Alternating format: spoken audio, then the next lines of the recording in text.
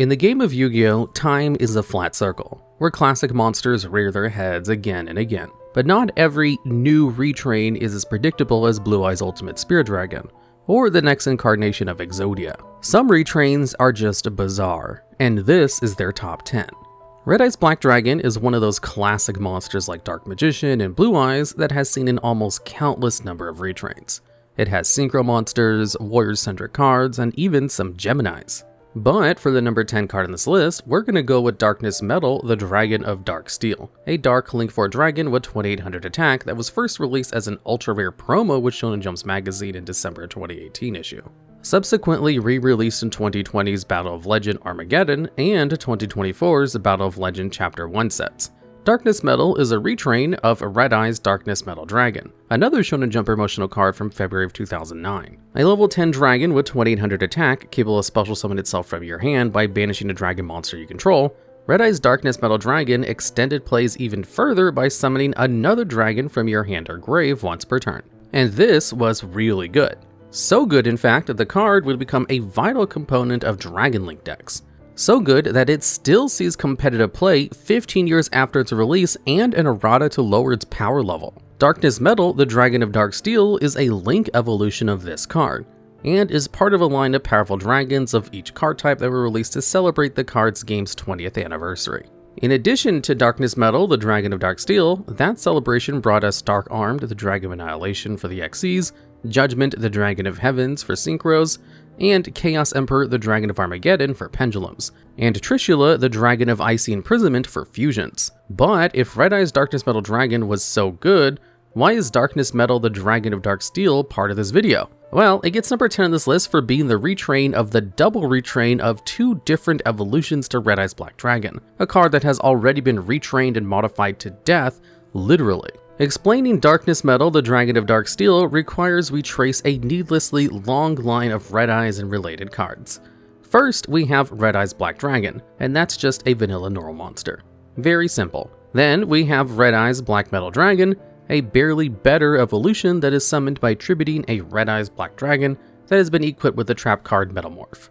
Branching in a different direction, we have Red-Eye's Darkness Dragon, another evolution summonable by tributing your Red-Eyes monster. What do Red-Eye's Black Metal Dragon and Red-Eye's Darkness Dragon have to do with each other? Nothing. They're not even from the same anime, with Metal coming from Duel Monsters and Darkness featured in GX. But the two come together in Red-Eye's Darkness Metal Dragon, and that confusing double retrain evolution was good enough to get retrained again into the not as good Darkness Metal, the Dragon of Dark Steel. And what does this card actually do? Well, you can bring it out with two or more effect monsters with this same type and attribute, and once on the field, it can summon a negated monster from the graveyard or banishment in defense position to one of the three zones that Darkness Metal points to. This isn't bad, but gets worse, because Darkness Metal also locks you out of summoning Link monsters for the rest of the turn, and sends monsters it summons to the bottom of your deck when they leave the field. It's not useless, but it's not really useful either, especially compared to the rest of its Link 4 competition, which includes certified game enders like Axis Code Talker and Borosaur Dragon. And that's part of why Darkness Metal, the Dragon of Dark Steel, takes the number 10 on this list. It's needlessly complicated to explain how this card came to be, and in a competitive context, it's worse than its inspiration. But it's also another Red-Eye spawn, so it can never be too weird, hence the number 10 spot. And at number 9, we have the field spell Umi and its many retrains. First printed in 2002 as a Legend of Blue Eyes White Dragon set, Umi was one of the line of elemental field spells that adjusted the stats of different typings up and down. This included other LOB field spells, Forest, Mountain, Wasteland, Yami, and Sojin. But none of those others would get what Umi got. Retrains that share its name and a bizarre amount of relevance to future archetypes. Base Umi's effect is simple. It boosts the attack and defense of Aqua, Sea Serpent, Fish, and Thunder type monsters by 200, while penalizing machines and pyros by the same amount. Then a couple of years later in Legacy of Darkness, we got a Legendary Ocean. This field spell's name is always treated as Umi, and it increases stats of all water monsters by 200, and also reduce their levels on field and in hand by 1, meaning you could normal summon level 5 waters like Kairi Shen. This will become important later, but before that we have the 2020 set Abyss Rising and Lemuria, the Forgotten City. This field spell also increased water stats by 200 and could activate once per turn during the main phase to have all water monsters you control gain levels equal to the number of water monsters you control. Also, like a Legendary Ocean, this card is also treated as Umi even in the deck. For 5-ish years, there was no new Umis, but then 2017 in the Maximum Crisis set introduced Pacifist the Phantasm City, an always Umi field spell that locked you out of summoning effect monsters on turns when you activated its effect, but made up for this by summoning a level 8 Water Worm Phantasm Spiral token with 2000 attack and defense whenever your opponent activated an effect while you had no token. On a once per turn basis, it could also search a Phantasm Spiral card when a normal monster was summoned. And because 4 cards always treated as Umi wasn't enough, 2020's set Rise of the Duelists brought Magellanic, the Deep Sea City. On activation, it could search a water monster and put it on top of your deck, and then once per turn to target a friendly water monster to boost its levels by 1 or 2. Also once per turn, in response to the special summon of a water synchro monster, you could look at your opponent's hand and banish a card until the end phase.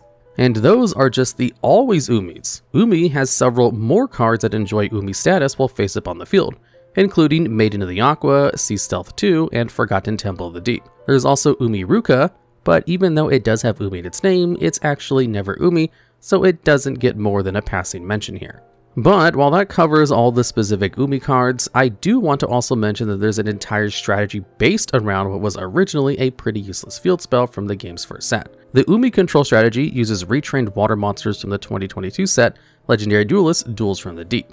Electric Jellyfish can send Umis from deck or hand to the graveyard to special summon water monsters from hand and gets a spell or monster negate while Umi is active. Ocean Dragon Lord Kairyu-Shin, which can be specialed by Electric Jellyfish or normaled while you have a Legendary Ocean out, is a walking literal floodgate that makes your opponent unable to control more than one non-water type monster. With a continuous trap Sea Stealth attack able to reset your lost Umis, Yu-Gi-Oh is like real life in one very important way. Never underestimate the danger of the sea. Securing the number 8 spot is Mikazukinoyaiba, the Moon-Fang Dragon, a level 7 Dark Dragon with 2200 attack and 2350 defense from the 2024 set Legacy of Destruction. During the end phase, when Mikazukinoyaiba, the Moon-Fang Dragon, is in the grave or hand, it can special summon itself at the cost of going to the bottom of your deck when it leaves the field. But once per turn, while it's still around, you can activate its effect to search a level 7 Dark Dragon by discarding 1 card. It is possible to use Mikazukinoyaiba, the Moon-Fang Dragon to search Mikazukinoyaiba, the Moon-Fang Dragon, which provides a kind of fun way to self-circumvent its bottom of the deck effect. But there are a lot of great level 7 Dark Dragon targets that aren't Mikazukinoyaiba, the Moon-Fang Dragon. Notably, Dark Arm Dragon, Destru the Lost Dragon's Frisian, Exploder Rocket Dragon, Fantastical Dragon Phantasme, and of course the original Mikazukinoyaiba. Searching during the end phase is slower than most modern decks will find use for, but Mikazukinoyaiba is still an interesting card. Old cards get retrains all the time. Just look at the many variants of Flame Swordsman. But Mikazukinoyaiba isn't an old anime favorite like Gazelle the King of Mythical Beasts, or even the Gadgets. The closest Mikazukinoyaiba comes to any kind of notoriety is that it was used by Tristan Taylor in Yu-Gi-Oh! World Championship Tournament 2004, the game. Before 2018's Legendary Collection Kaiba Mega Pack, it was only ever printed as a Tournament Pack 2 Rare in 2002.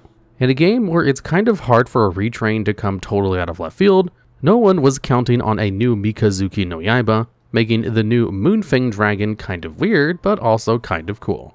Rising to claim the number 7 on this list is Monster Reborn, a normal spell from May 2018's Flame of Destruction set. Monster Reborn is obviously a retrain of Monster Reborn, the iconic and powerful spell from classic Yu-Gi-Oh! What's interesting here is that Monster Reborn is much worse than Monster Reborn. Just like it has an extra reborn in its name, Monster Reborn also targets extra monsters. It's only going to bring 1 back from the grave, but you have to target 3 and let your opponent choose which monster is actually coming back.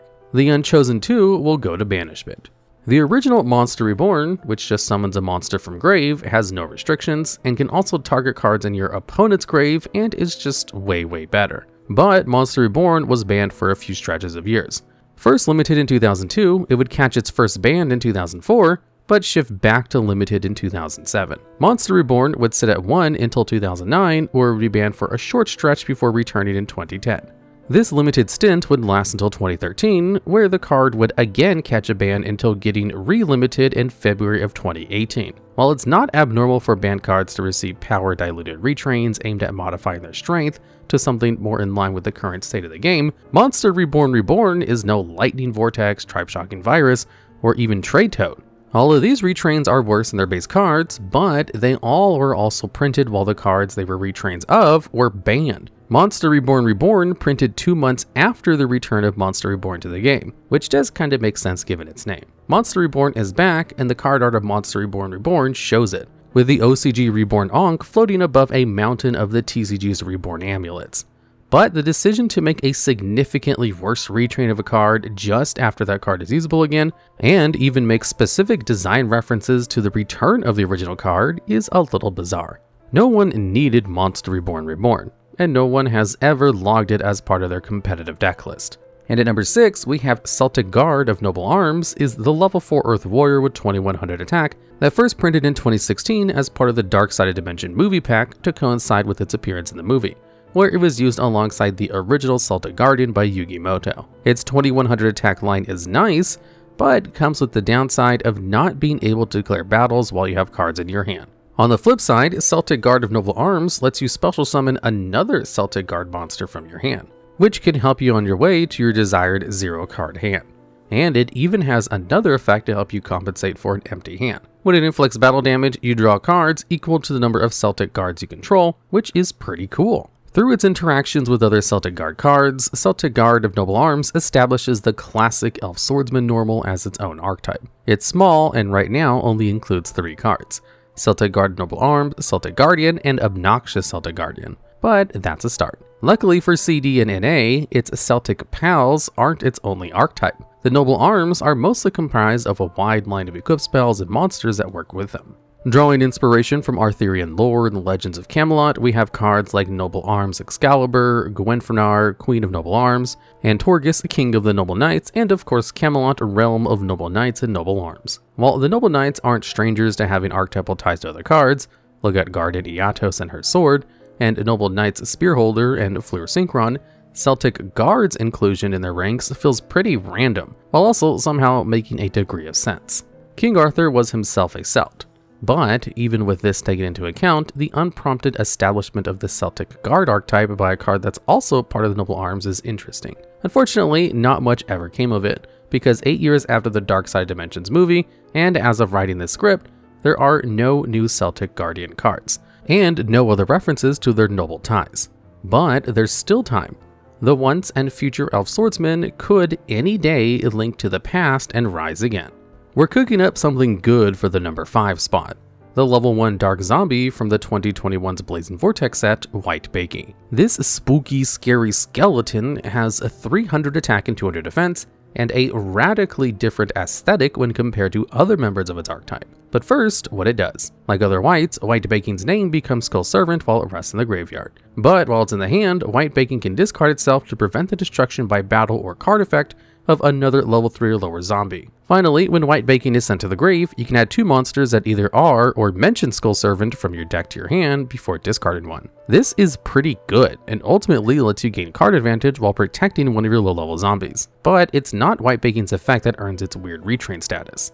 There have been plenty of white cards, and none of what Wightbaking does is far from what you would expect. Instead, Wightbaking pulled the number 5 spot by being goofy. One of these things is not like the other, and it's Wightbaking's silliness while the rest of the whites bear a grittier, if sometimes still a little camp, visage.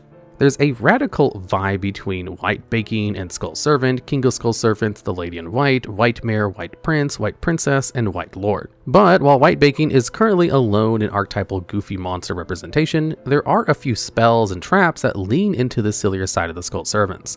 Quarantine, Monster Rebone, There Can Be Only One, and Terrible Deal all depict the more homely and domestic qualities of the white cards. This skeletal family adopted Skulldog Moran, and even though they can appear austere and macabre, they're also just a normal family that does things like go on vacation, take their pets on walks, and console and or laugh at their acquaintances. But Wightbaking isn't just a continuation of this silly legacy. It's actually a pun based on the OCG name for King of Skull Servants, which is White King, Waito Kingu. With a small adjustment, Bei, White King, becomes Wightbaking, or Waito Bei Kingu. This pun doesn't cleanly translate to the TCG since White King isn't what we call King of the Skull Servants, but it's interesting nonetheless and definitely worth discussing here on this list.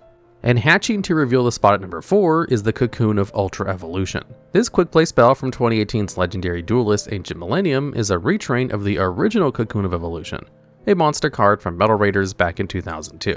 Faced with the daunting question of how do we update Cocoon of Evolution for the modern era, Konami decided the best thing to do was change everything about it, and this was probably good instinct. The original Cocoon of Evolution and the package of Great Moth cards that came along with them are some of the most difficult to use and poorly conceptualized cards in the entire game. Cocoon of Ultra Evolution, however, is really good.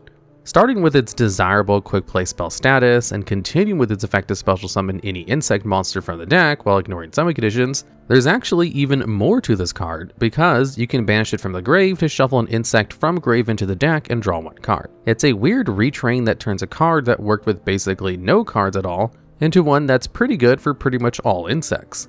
Its only limiting factor is that to summon from the deck, you have to first tribute an insect from either field with equipment.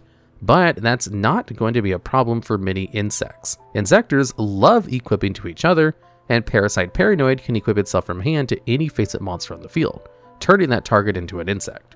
With Parasite Paranoid, you can cheat out a hard-to-summon insect boss monster like Perfectly Ultimate Great Moth or Metamorphosed Insect Queen when tributing your opponent's monster and gain access to Paranoid's graveyard effect to special summon a level 7 or higher insect from hand. Looking down from the high spot of number 3 are the Elemental Lords. This series of 6 cards spans the 6 major attributes, and released over the course of the 2010s, with Grand Soil the Elemental Lord and Mullen Glacia the Elemental Lord entering the TCG in 2012 with Return of the Duelist and Abyss Rising, Pyrexia the Elemental Lord and Windrose the Elemental Lord in 2013's Cosmo Blazer and Lord of the Tachyon Galaxy.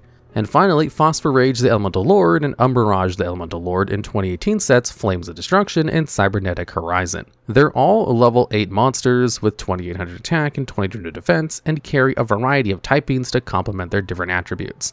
Pyrorex is a dinosaur, Mullen Glacia is a sea serpent, Grand Soil a beast warrior, Phosphor Rage a fairy, Mirage a fiend, and Windrose a winged beast. They've got a whole archetype of elemental sabers to support them, but those guys are for another list. Instead, we're going to quickly go over some powerful cards that were banned at various points during Yu-Gi-Oh's history, because the Elemental Lords are respective retrains of Monster Reborn, Ring of Destruction, Harpy's Feather Duster, Raigeki, Sangan, and Delinquent Duo, which you wouldn't really expect just from looking at them. Let's start with the first, Grand Soil. On summon, Grand Soil can do the Monster Reborn thing and revive a monster to your field from either graveyard. Mullen Glacia takes inspiration from Delinquent Duo by discarding 2 random cards from your opponent's hand. Pyrorex destroys an opponent's monster and burns both players like Ring of Destruction, and Umbra Mirage adds a monster with 1500 less attack like Sangan can. Phosphor Rage and Windrose are the board breakers, with Phosphor Rage Raigeki your opponent's monsters and Windrose feather dusting their spells and traps. This is all pretty cool, but was it any good? If these effects are assertively bannable, why hasn't Pyrorex Elemental Lords seen significant competitive play? This is mostly because the Elemental Lords share a few downsides. They can only be special summoned from the hand, while there are exactly 5 monsters that share their attribute in the graveyard. While being able to special summon yourself at no cost is great, that 5 grave count can be kind of tricky to meet, and that powerful Elemental Lord is a dead draw while your grave is too empty or too full. And what's more, when your face-up Elemental Lord leaves the field, your next battle phase gets skipped. Unfortunately, the Elemental Lords are just more trouble than they're worth, with one notable exception. Mullen Glacia, the Elemental Lord, is vicious. It's telling that while cards that were the basis for the other lords have since returned to the game to different extents, Mullen Glacia's Delinquent Duo remains super banned. In the game of Yu-Gi-Oh, many decks prefer to go first to set up, and cards like Raigeki and Harpy's Feather Duster can be healthy for the game, because they soften the pain of going second. A Raigeki in the hand of the going first player isn't going to do them any good until turn 3. Delinquent Duo, on the other hand, can be exploited during turn 1 to devastate your opponent's hand, drastically reducing their ability to respond to your board and make it a good game of Yu-Gi-Oh! Although Mullen Glacia shares the same summoning restrictions as the Elemental Lords, Mermail and Atlantean decks are absolutely capable of filling the grave with the correct amount of water monsters while constructing their board during their first turn. As a result, Molanglacia was a strong tech and saw an enormous amount of competitive play during the 2010s, and likely will again as the Yu-Gi-Oh! Tides rise once more. And lunging out of the gloom to take the number 2 spot with its sharp claws is actually a field spell and not a monster. Labyrinth Wall Shadow is an original TCG exclusive from the 2023 set Maze of Memories, and it's a retrain of one of the worst cards ever, Wall Shadow. Wall Shadow has been lurking around the TCG since 2002's Magic Ruler set, and it hasn't ever done anything else. With no effect besides summoning conditions, you can bring Wall Shadow out exclusively from the deck by offering your Labyrinth Wall equipped with Magical Labyrinth as tribute. Labyrinth Wall is of course a level 5 vanilla with no attack, but an impressive 3000 defense, and Magical Labyrinth does literally nothing except prepare for Wall Shadow, a card that's pretty much the same thing as Labyrinth Wall, but with a disappointing 1600 attack. Like with Cocoon Evolution, retraining Wall Shadow meant changing literally everything about the card, and like with Cocoon of Ultra Evolution, besides the name and art, the end result doesn't resemble the original at all. And that's a good thing. Once per turn, you can trigger the effect of Labyrinth Wall Shadow to search one of the Gate Guardian pieces from the deck, graveyard, or banishment and place it into the spell and trap card zone. Importantly, this is a soft once per turn, meaning if you have another copy of Labyrinth Wall Shadow, you can play it and then place another piece. This is made easier by Shadow Ghoul of the Labyrinth, a retrain from the same set that can discard itself to search out Labyrinth Wall Shadow. Fielding the Gate Guardian components is very good, as you can contact fuse into their fusion monsters using the pieces you control, which includes those in the back row. Kazejin and Suijin merge into Gate Guardian of Wind and Water, which has 2 spell and trap card negates per turn. With Songon and Suijin, you get Gate Guardian of Water and Thunder, who can reduce the attack of an opponent's monster to 0 twice per turn. Kazejin and Sanga yields Gate Guardian of Thunder and Wind, which can only activate its effect once, but it's to search a card that mentions the 3 Gate Guardian pieces, so it's totally worth it. And finally, the big boss of the retrained Gate Guardian archetype, Gate Guardians Combine, can summon itself by shuffling its 3 components from the hand, graveyard, or field, and can negate and destroy any targeting effects 3 times per turn. On top of their individual effects, the Gate Guardian fusions all float into one of their component monsters when removed by an opponent's card, giving the archetype some extra resilience. So that's what you're working towards with Labyrinth Wall Shadow. But that's not all this card can do. It's also a floodgate, preventing monsters from attacking on the turn they're summoned, except for ones with a level of 5 or higher. This is a reference to Yugi and Joey's tag duel against Para and Dox in episodes 19 through 21 in the Duel Monsters anime. During this match, Dox used Labyrinth Wall to transform the field into a 2-dimensional game board, where monsters had to navigate a maze and could move spaces equal to their level. Labyrinth Wall Shadow's effect evokes the spirit of this anime duel, and the reason monsters with a high level have summoning sickness is because they're stuck in the maze, and we're not done yet. There's actually even more to Labyrinth Wall Shadow. During the anime duel, Para uses polymerization to fuse his Shadow Ghoul with Dox's Labyrinth Wall to bring out Wall Shadow. While the Magic Ruler take on the card gave up on finding a way to interpret its anime ability to leap out of the Labyrinth Wall to attack anywhere at any time, Labyrinth Wall Shadow takes a decent stab at it. At the start of your opponent's battle phase, Labyrinth Wall Shadow can activate to destroy one monster your opponent controls with 1600 or less attack. On top of this, while you control Labyrinth Wall Shadow, you can banish Shadow Ghoul of the Labyrinth from the graveyard to immediately destroy your opponent's monster during battle. Ultimately, this card is really cool. Labyrinth Wall Shadow furthers your big boss win condition while placing a cool floodgate effect over the entire field and picking apart your opponent during their battle phase. It's an impressive retrain, almost completely unrecognizable from its original counterpart, but it's not number 1 on this list. Duelist Kingdom cards get retrains all the time, so even the weirdest ones aren't completely unexpected, which is the case for this list's number 1 pick. But before that, I do want to give a quick honorable mention to the Momentlands. This archetype of exhumed vanillas reimagined a whole bunch of monsters that no one had thought about in years. Trihorn Dragon became Momentland Horn Dragon, and Akihiron became Momentland Akihiron. All of the revived Momental monsters feature bones in their artwork, a visual reference to how long these cards have spent buried and gathering dust. Creation King was the lich to breathe fresh unlife into these old new creatures. And it's just pretty cool that Wretched Ghost of the Attic got an evolution in Momentoland Gaddock so many years later in 2024. But from devilish amalgamations to the opposite, descending from on high to this list's number 1 is Starry Night Starry Dragon and its Starry Nights, a loosely Christmas-themed archetype that spawned from the level 7 normal monster, Seiyaru. Starry Knight Starry Dragon has a lot of similarity to Seiyaru, including its level, dragon typing, and light attribute, as well as its stat line of 2500 attack and 2300 defense. But this monster takes the idea of Seiyaru being a holy dragon and runs with it. First printed in 2021's Ghost from the Past set, Starry Knight Starry Dragon is the centerpiece of the Starry Knights, a line of light fairies and their support. On summon from the hand, Starry Knight Starry Dragon can target and destroy a card on the field, and once per turn, Starry Knight Starry Dragon can non-target banish your opponent's monster during the damage step before attacking again.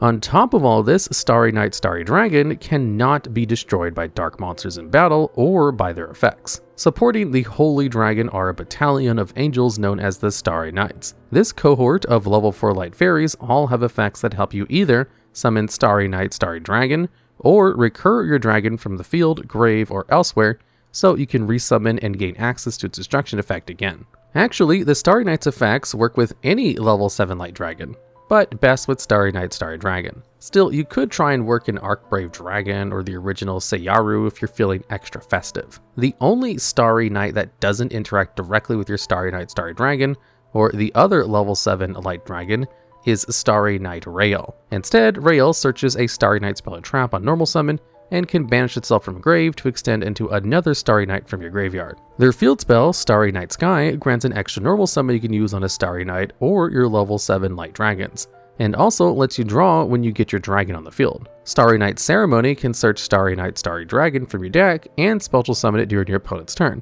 And Starry Night Blast is a trap that bounces a level 7 light dragon you control back to the hand to negate and destroy an activated effect. Starry Night Balefire can search a Starry Night monster, and while your opponent controls a dark monster, special Starry Night Starry Dragon. Starry Night Arrival is a continuous trap, which can bounce and or summon Starry Night Starry Dragon. Overall, it's an interesting retrain archetype with a unique playstyle, which is cool, but why is it here? Well, what do Santa Claus, Ghost Beef, and Starry Night Starry Dragon all have in common? They all get a little Christmassy with it. Seiyaru's English name is the romanticization of 3 kanji that correspond to the kana used to spell its OCG name, Seiyaru, while its name in the OCG is literally just Holy Night Dragon, or Hori Naito Doragon. Combined with the syntax and cadence of Starry Night Starry Dragon's name, these factors all unite to embody a line from a popular winter carol, Silent Night, Holy Night. Additionally, to strengthen the association between the holiday and the Yu-Gi-Oh archetype, Konami gave every Starry Night's fairy name the suffix L, a reference to the practice of theophory, or the embedding of a deity's name within another proper noun, in this case L in the Abrahamic angelic tradition. While the Master Duel Solo Gate lore for Starry Night Starry Dragon doesn't explicitly mention its likely inspiration, it does involve a holiday in which communities gather and pray, and an ancient war between angels and demons. Further, the shared narrative territory of Holy Stars is another thematic connection. Overall, the Starry Dragon and its knights land at number 1 on this list for the impressive distance between the concept of its original monster and what a modern archetype would become. While Seiyaru never transitioned into an entirely different class of card like Labyrinth Wall Shadow or Cocoon of Ultra Evolution, the blueprint for what those cards would eventually become was established by the anime, and no matter how inventive their transformation, they followed a path. Not so for Starry Night Starry Dragon, who arrived suddenly out of the shiny dusk with stars in its claws and a mystical fire on its breath. Alright, and that's the list. But if I forgot your favorite archetype or card, or if you have ideas for future videos just like this one, I'd love to hear about them down in the comments.